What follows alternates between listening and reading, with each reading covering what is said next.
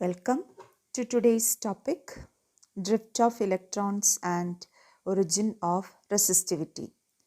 So the word drift is totally new to you. Okay, you may be knowing the word meaning, and in our context, what is its meaning? Let's discuss. So we consider a conductor which consists of free electrons and all in the absence of electric field and in the presence of electric field.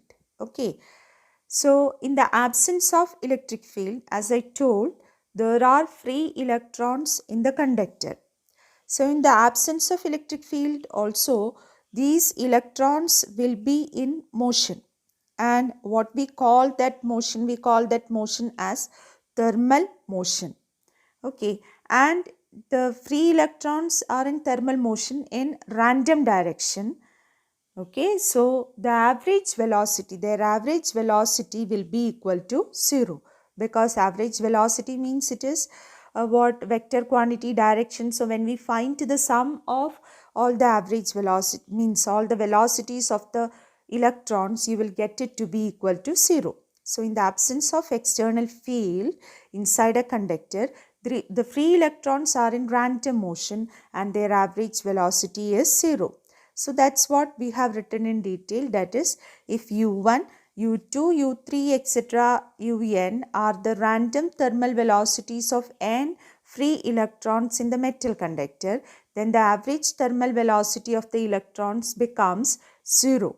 Why? Because U1, U2, U3, etc., they are in random direction. When you add, you will get it to be equal to 0. So in the absence of external field inside or through a conductor, there is no current that we know. Okay. Now what will be the situation when we apply an electric field? Means what? The ends of the conductor, it is connected to a what? Battery. Okay. In that situation, the electric field is present.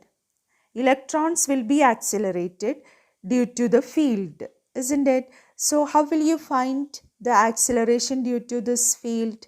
I will just remind you, that is, in finding what the force experienced by the electron in the electric field is given by F is equal to what? QE, that is minus EE. You are using which equation? F is equal to QE. So force on the electron is minus EE, and by Newton's law, F is equal to what? MA. Second law is F is equal to MA. When you equate MA equal to, that is minus EE, both are same, no? So what is A? Acceleration is minus EE by M. So the acceleration acquired by the electron in the presence of electric field is minus EE by M. Now with this acceleration, the electron acquire a velocity, isn't it? Because average velocity of the electrons, we found it to be 0. So it is already having thermal velocity. Along with that thermal velocity, with this particular acceleration which it gained in the presence of external field, the electrons will acquire a velocity. And the average velocity acquired by an electron in the presence of an external electric field is called as drift velocity. Got it? Average velocity acquired by the electron in the presence of external electric field. So it is average, not for single one, we are telling the average velocity.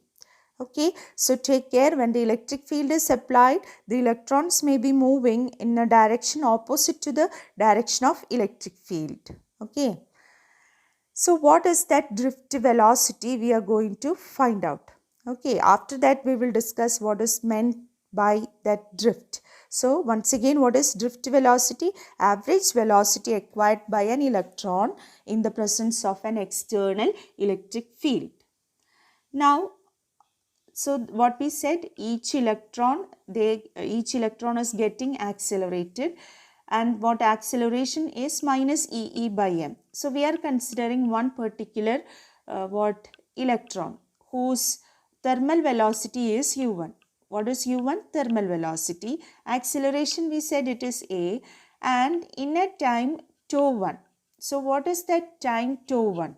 See, we said electrons are in motion.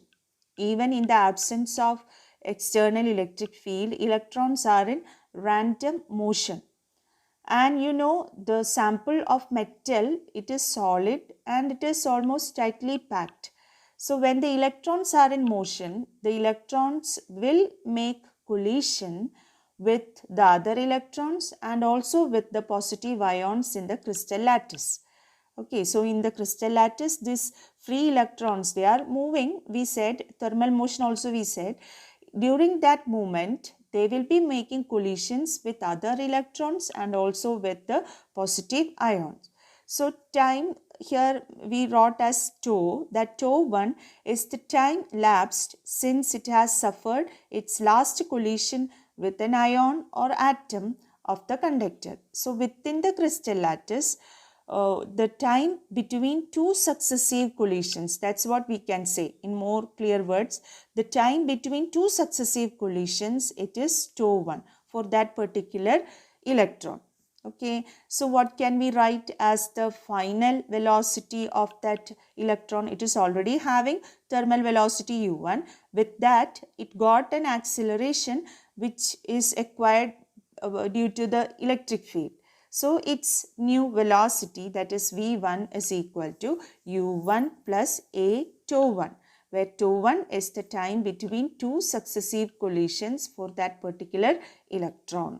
Hope it is clear. So for all electrons, we can write expressions like this. For the second electron, it will be v2 equal to u2 plus a. T2 means a into tau 2, and v3 equal to u3 plus a into tau 3. Like that, for n electrons, you can find its new velocity. So what will be the average of those velocities? That's what we defined as what drift velocity, the average velocity acquired by the electron in the presence of external electric field. So what is that drift velocity? Drift velocity Vd is equal to average of those velocities, that is V1 plus V2 plus etc. plus Vn whole divided by n will give you the average velocity, which is the same as drift velocity. Now we just substitute for V1, V2 etc. Vn, which is u plus a tau 1 plus u2 plus a tau 2, like those terms. So we are just simplifying, writing u1, u2 etc. un together, whole divided by n, plus a into t1 means tau 1 plus tau 2 plus etc. to n whole divided by n. Just splitted the terms. Hope you followed this step. Now the thing lies with this term. This term we already discussed. What is that? Average thermal velocity. What is average thermal velocity? That is equal to 0. So that term is 0. And what remains is only this term. Okay. In that term we have tau 1 plus tau 2 plus etc. plus tau n whole divided by n. That term is what? So I said tau 1 is the means time between two successive collisions for first electron. Tau 2 is the same time for second electron. So it is actually what? Average time between two successive collisions. And that average time between two successive collisions is defined as relaxation time. So that relaxation time is written as what? Tau. So tau stands for relaxation time. And what is relaxation time? Relaxation time is the average time between two successive collisions. Okay. So here that is the expression. And this relaxation time, that is a very important point. Relaxation time is of the order 10 raised to minus 14 second.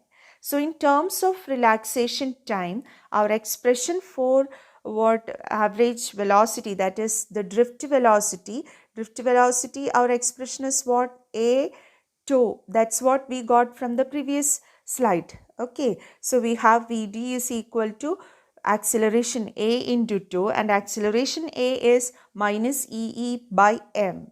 So our expression for drift velocity, it becomes minus EE by m into 2. Okay, very important equation, the expression for drift velocity. So what is drift velocity? Average velocity gained by the electrons in the presence of external electric field. And what is that tau there? Tau is called the relaxation time, which is the average time between two successive collisions. Okay, so the magnitude of this drift velocity we call average drift speed, and that is EE by m into 2. That means without sign. Here negative sign, what does it show? Negative sign, it shows that the drift velocity, it is in a direction opposite to the direction of electric field. How that difference came? Because electrons are negatively charged. They experience a force in a direction opposite to the direction of electric field.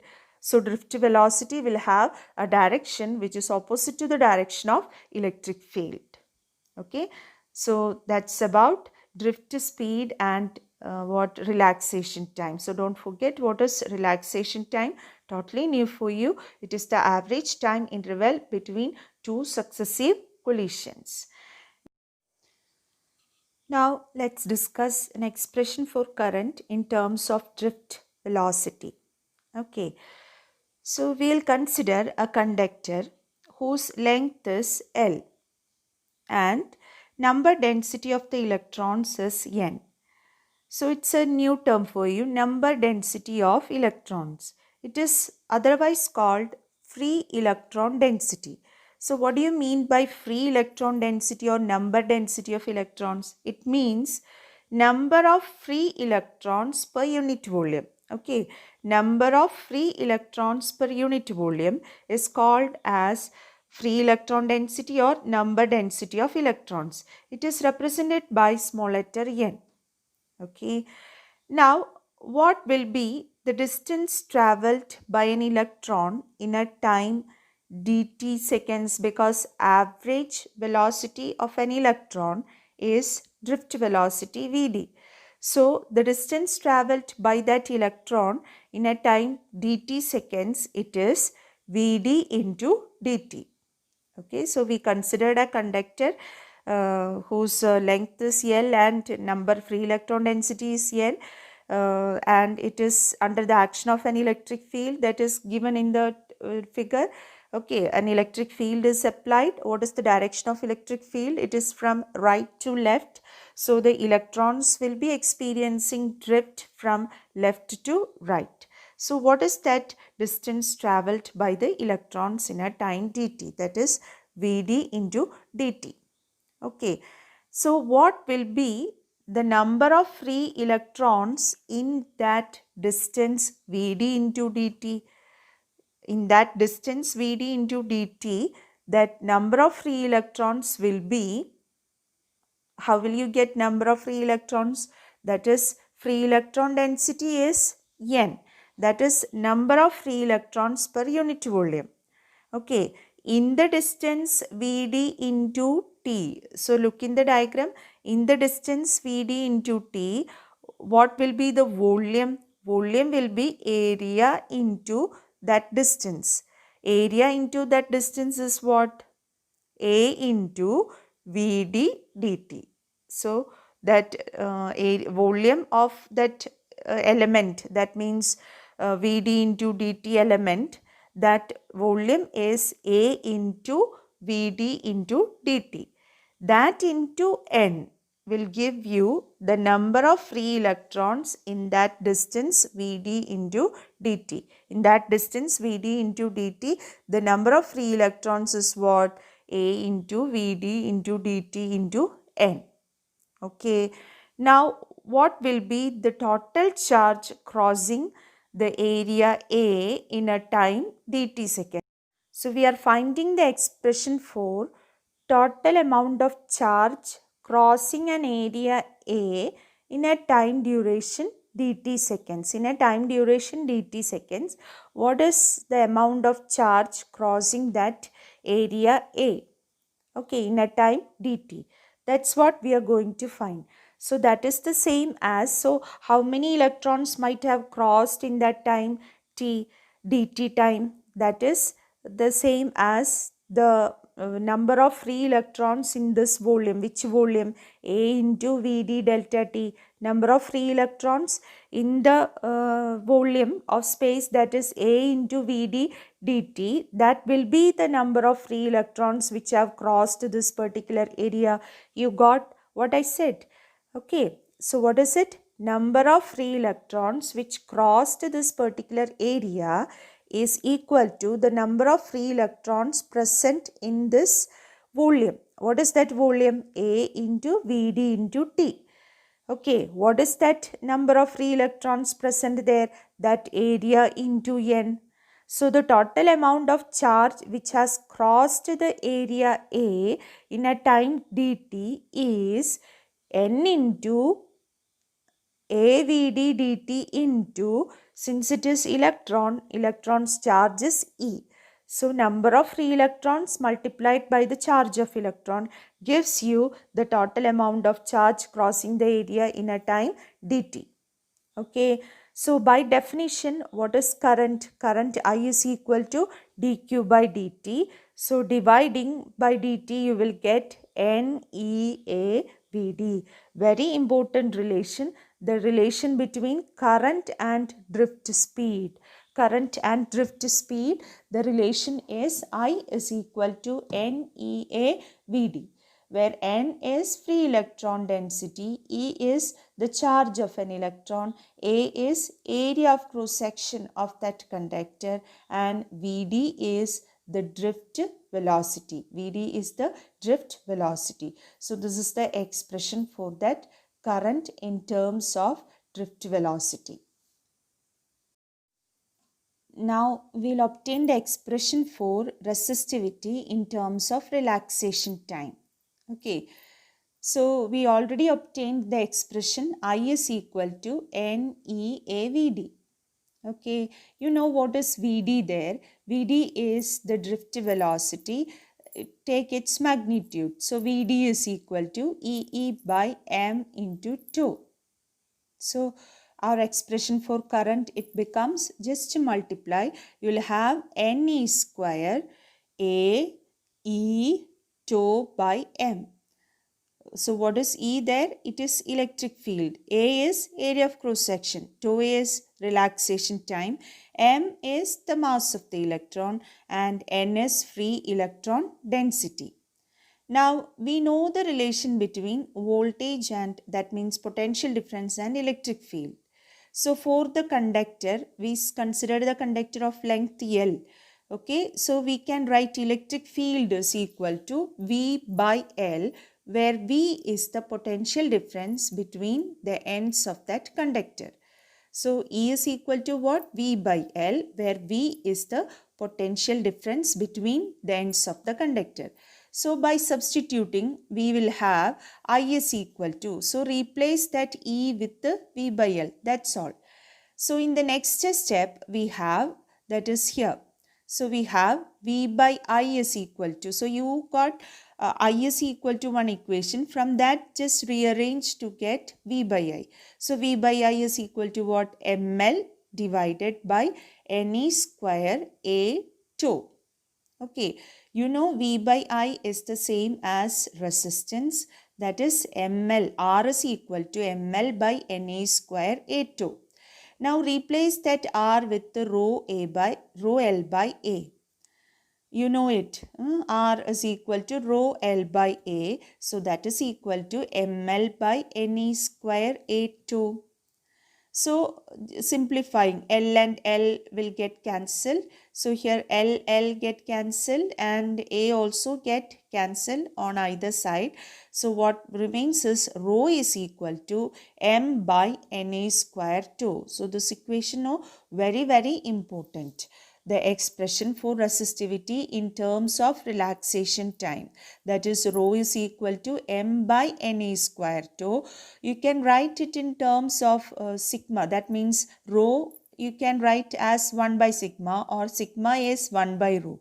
So conductivity sigma, it becomes NA square tau by M. Okay, so in today's discussion, we discussed three things, that is what is drift, speed, the expression for drift speed or drift velocity. We obtained the expression for current in terms of drift speed, and now we got the expression for resistivity in terms of relaxation time. Resistivity in terms of relaxation time, it is rho is equal to m by na square tau.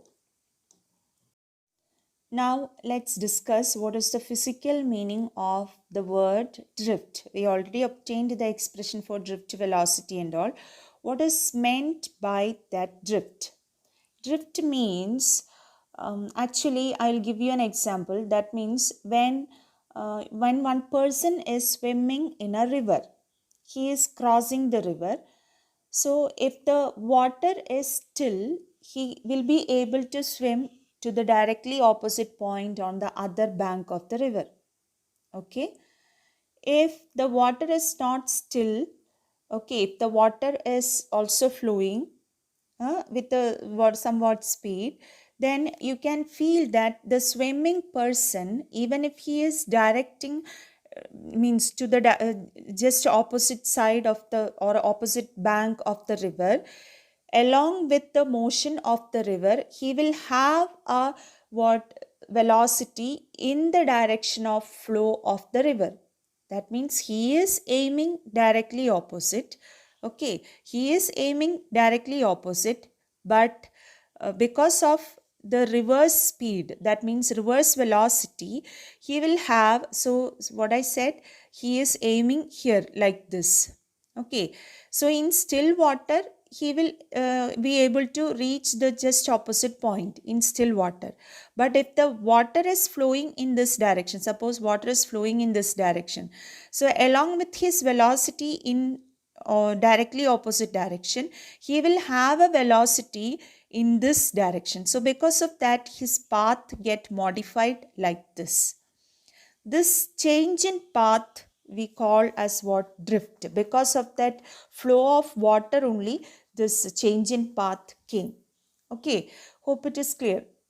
In the same way, in the case of electrons, they are free electrons, they are already in motion. We call that motion as what? Thermal motion. And because of that thermal motion, they are, that means they are in motion, and they make collision also. So that path of the electron and the collisions, then again the change in path, everything is shown in the figure given, that is with the blue line.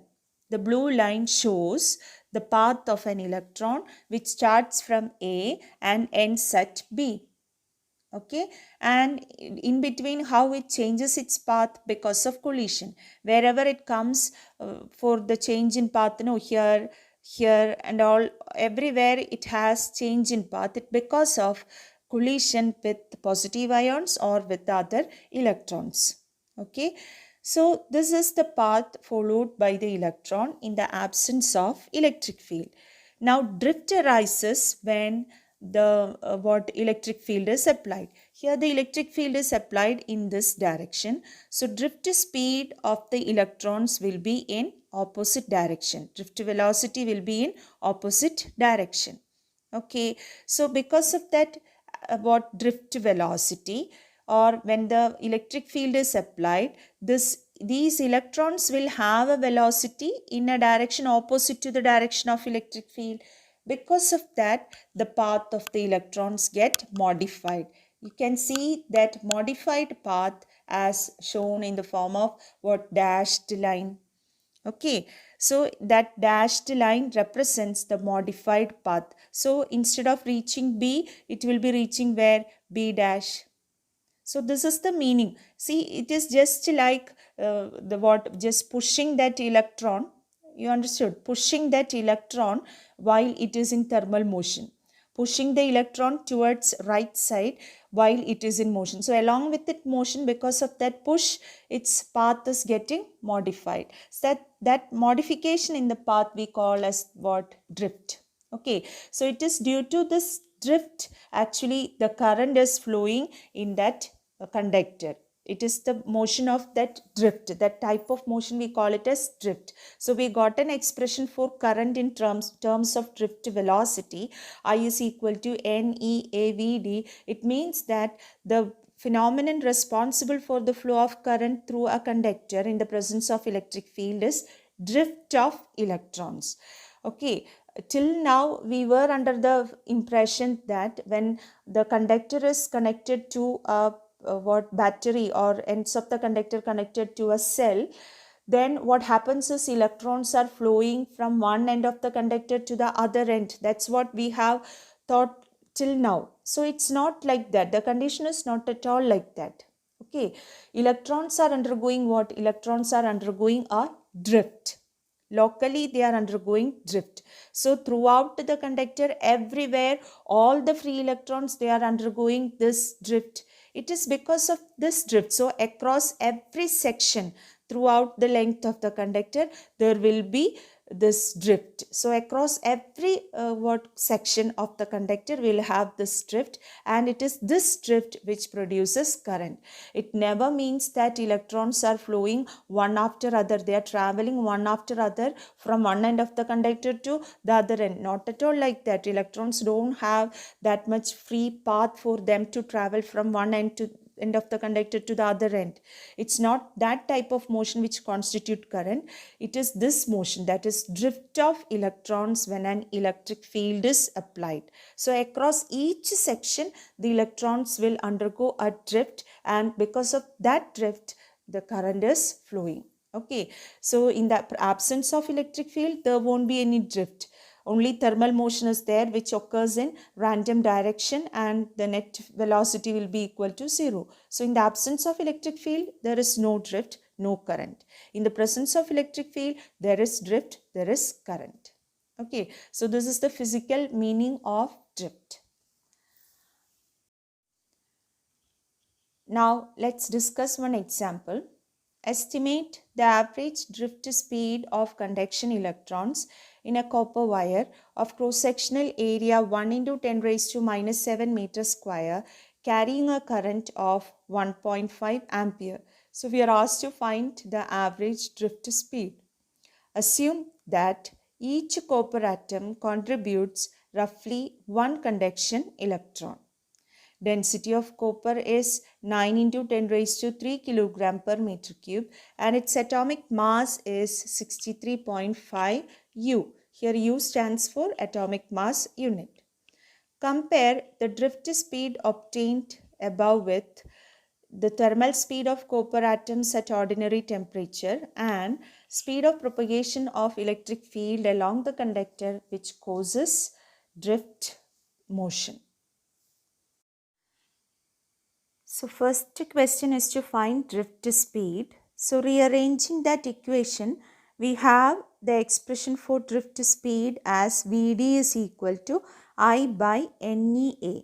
Here I is given directly, E you know that is 1.6 into 10 raised to minus 19 coulomb, and we have what area also given.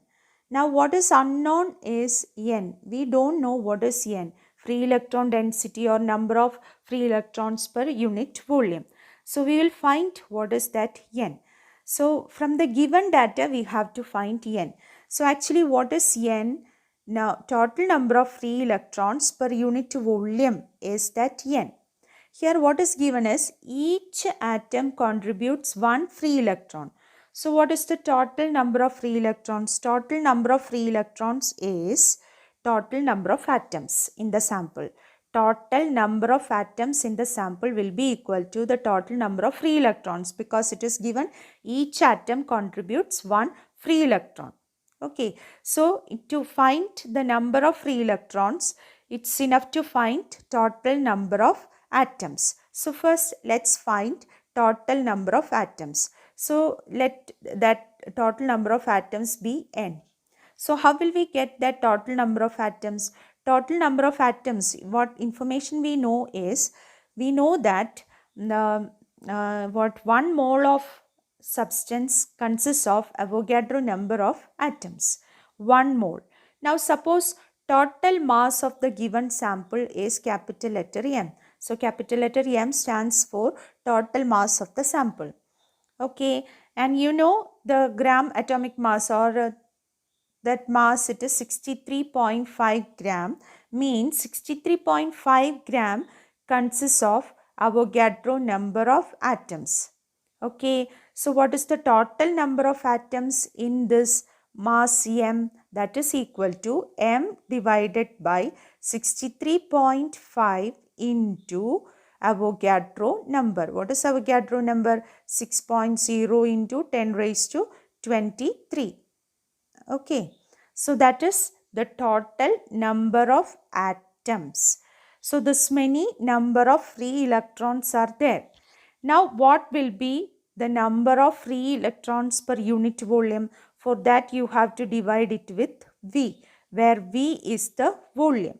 So that comes as N. Small letter N is equal to N by V. That is M by 63.5 into 6.0 into 10 raised to 23. That divided by V comes, because here V divided with V.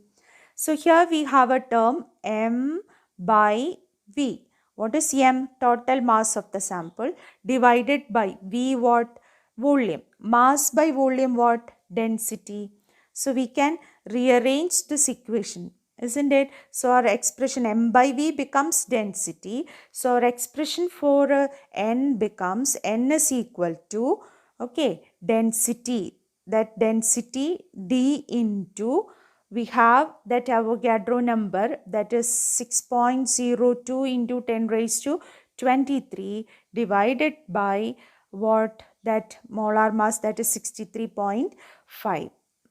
That is 63.5. So this gives you the expression for what? Number density. Okay.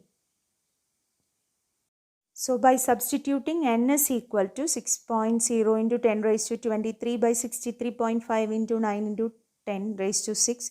Here 10 raised to 6 came because of that unit conversion, gram to kilogram. Okay. So here we have 8.5 into 10 raised to 28. So it gives drift velocity as 1.1 into 10 raised to minus 3 meter per second. So for us that value is very important. 1.1 millimeter per second it is drift speed. So you just imagine drift velocity is very small. Here what is the current we took? Current is 1.5 ampere, which is not a small current. It is appreciable current. So that current, for that current, that drift speed is very less, that is 1.1 millimeter per second. Now let's move on to the next part. The next part is to find the drift, not drift speed, thermal speed. Compare the drift speed obtained with thermal speed and the speed of propagation of electric field. So thermal speed, for finding thermal speed, we'll use one of the equation which we studied last year. So you can directly use that equation. Here the purpose is for comparison. So using this equation, which equation? Root kBT by M. You remember Kb stands for Boltzmann's constant, T stands for absolute temperature, which is 300 Kelvin. Here we are taking, and substituting for mass and all, we'll get that thermal speed in the case of copper to be 2 into 10 raised to 2 meter per second. That means 200 meter per second. So drift speed is only 1.1 millimeter per second, whereas thermal speed is 200 meter per second. So drift speed of electrons, it is very small, and about 10 raised to minus 5 times the thermal speed at ordinary temperatures. 300 Kelvin means ordinary temperature. So 10 raised to minus 5 times. That means what? Thermal speed by 10 raised to 5. That gives you what? Drift speed. So drift speed is that much small, even if it produces what? Big current. And what about the speed of propagation of electric field? Electric field propagates at the speed of light in vacuum. What is that? 3 into 10 raised to 8 meter per second. That is why when we switch on the there is no time lag between switching on and becoming the device on. There is no time lag, no, whether it is fan or switch or whatever it is. The moment you switch on, it becomes on, because electric field travels at a speed 3 into 10 raised to 8 meter per second. So when we switch on, throughout the length of the conductor, the electric field will set in that moment itself, because its speed is that much high. Now example 3.2. In example 3.1, the electron drift speed is estimated to be only a few millimeter per second for currents in the range of few amperes. How then is the current established almost the instant a circuit is closed? So one by one we will discuss. So the thing is this, drift speed is very small, we already said. Then how current is established? I have already told you, electrons are not flowing from one end of the conductor to the other end. It is not that type of motion which constitute current. It is the local drift of electrons which takes place at every section of the conductor which produces current. So here the establishment of electric field along the length of the conductor. See, the moment I told, the moment we switch on, the electric field set in throughout the length of the conductor. So because the electric field travels at the speed of light, so there is no time lag for setting in the electric field, and the drift takes place that means throughout the length, at every section this drift is taking place, and it is because of that the current is flowing. Okay, so it doesn't matter whether the drift speed is small or not. Now coming to the next question. The electron drift arises due to the force experienced by electrons in the electric field inside the conductor. But force should cause acceleration. Why then do the electrons acquire a steady average drift speed? So this is a fact, because whenever there is acceleration, each second its speed has to increase. But this drift speed is found to be steady value, a small value. Why it is so? This is because of the fact that during its motion, the electrons are making collisions among themselves and with the other positive ions also. So during this collision, so first its velocity increases. That means under the action of this electric field, it gets accelerated, it acquires drift speed. So next collision, it loses this velocity it acquired. Then again it get accelerated. So during each collision, it will lose that speed which it acquired. So that is why the drift speed is not attaining a big value. It is not constantly accelerated as we speak in terms of the speed of a car or vehicles, something like that, because during each collision of the electron, it loses that additional velocity it gained. Now coming to the third one, if the electron drift speed is so small and the electron's charge is small, how can we still obtain large amount of current in a conductor? As I said, electron density is very big. Okay. Local drift is taking place. You look, I is equal to NeAVd. Vd we said it is very small. Vd is very small, of the order millimeter per second. But what about N? Number of free electrons per unit volume, that is a big value. Because of that number only we can attain large current. Its order is around 10 raised to 29 per meter cube. Okay. Now when electrons drift in a metal from lower to higher potential, does it mean that all the free electrons of the metal are moving in the same direction? Not at all. Okay, so actually I said, because of the action of the electric field, the path of the electron is getting modified, and that modified path, that modification in the path only we called as drift. So actually the electron is having thermal motion, and you came to know that thermal speed is of the order 200 meter per second. So along with that, the small drift velocity, it modifies that path. Only that is taking place, and it doesn't mean that all the free electrons are moving in the same direction one after other. Doesn't mean like that. Electrons are still moving in random direction, but all the electrons, they have a velocity in the direction opposite to the direction of electric field, and that velocity constitute current. Now, are the paths of the electron straight lines between two successive collisions?